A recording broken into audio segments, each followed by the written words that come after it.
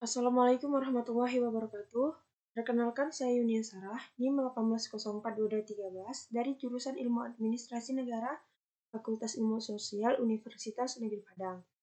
Di sini saya akan menjelaskan tugas pertemuan 7 pada mata kuliah Politik Kebijakan Publik, yang di mana dosen pengampunya yaitu Bapak Hidayatul Fajri, SAP MPA.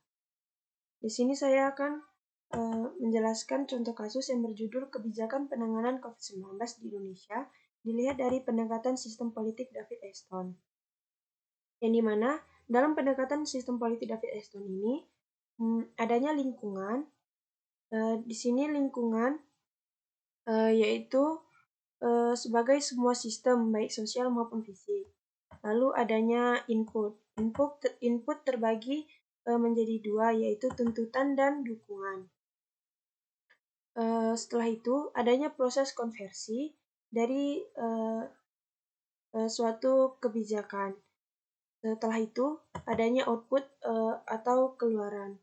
Pada proses output ini dan hasilnya dapat berupa keputusan, tindakan maupun kebijakan tertentu. Setelah adanya output, lalu langkah selanjutnya itu adanya feedback. Feedback dari kebijakan atau peraturan yang telah ditetapkan sebelumnya.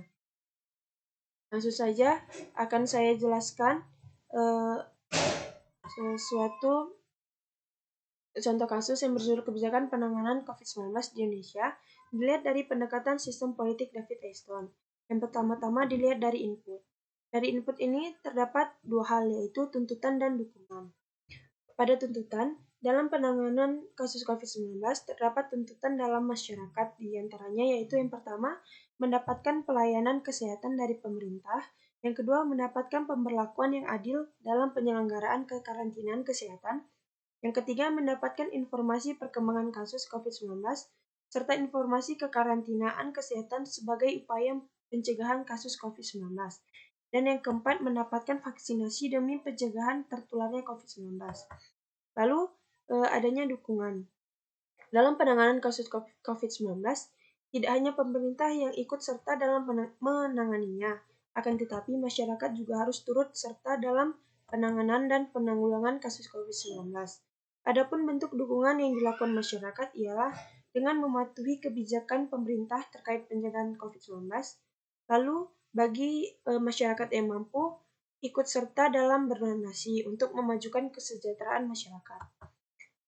Setelah adanya input, lalu langkah selanjutnya itu proses konversi.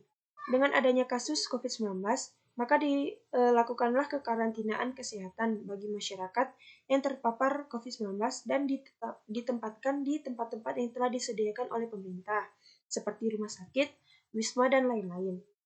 Setelah adanya proses konversi, lalu langkah selanjutnya itu ke output atau kebijakan.